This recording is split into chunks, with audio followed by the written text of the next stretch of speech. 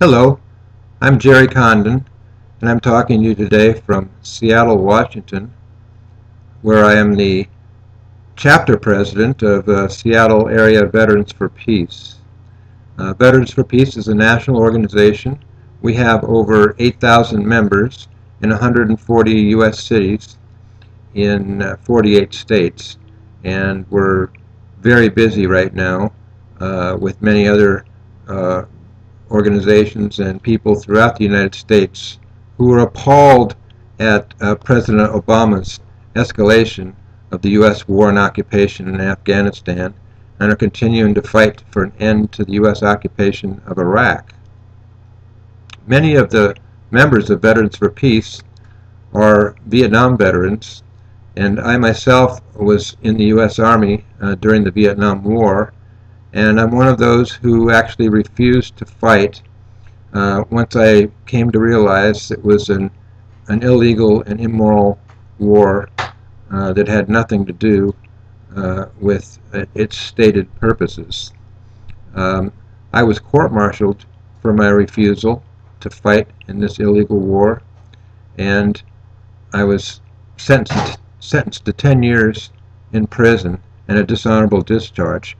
Fortunately for me, I was able to escape from Fort Bragg, North Carolina, and make my way to Montreal, Quebec.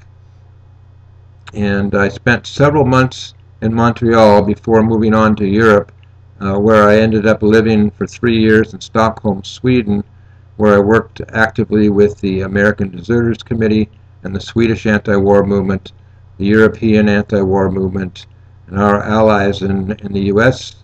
anti-war movement.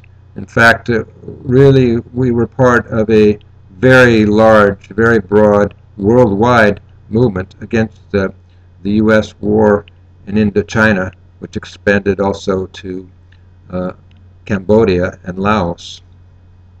I returned also to Canada and spent 3 years also living and working in Canada. I spent a year and a half in Vancouver, and in 1973 and 1974, and also spent a year in Toronto, where I worked with the Exile Collective, Amex Canada, a group of U.S. Draft resistors and military deserters who put out a regular Exile magazine for about 10 years. And we were also very involved in the campaign for amnesty in the United States, a campaign, with very broad-based campaign pushing on the U.S. government to drop all charges against those who had refused to be part of this illegal war. Eventually, we won some measure of that amnesty. In 1977, when Jimmy Carter became president, he pardoned all draft resistors and set up a program of leniency by which military deserters were also able to return to the United States or service from underground if they so chose.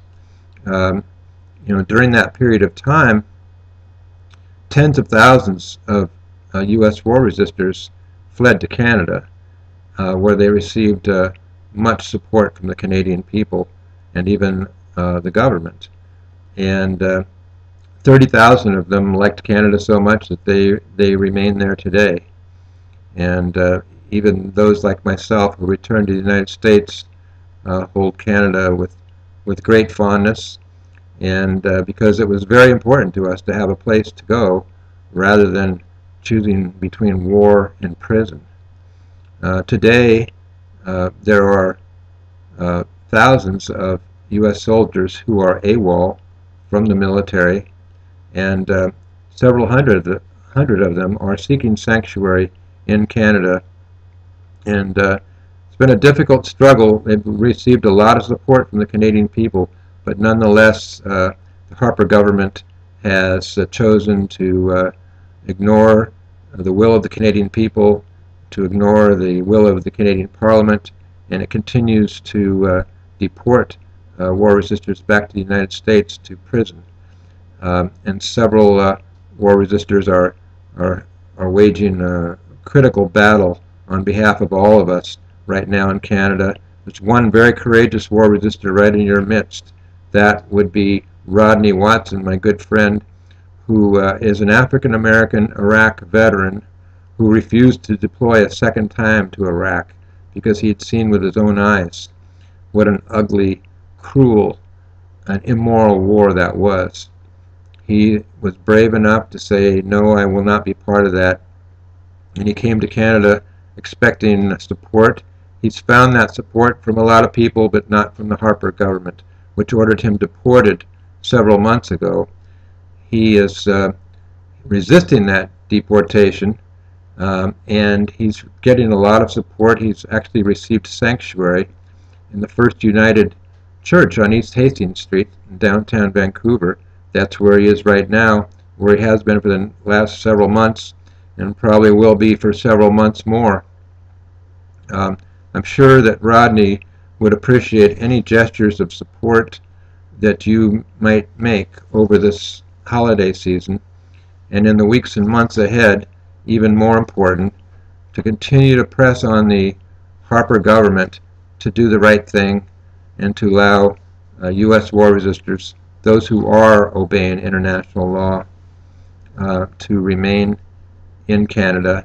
And I implore you to, I hope after you see this film, you'll be very moved, not only by the horrors of that war, but also inspired by the resistance to that war, the kind of resistance that we need to mount today.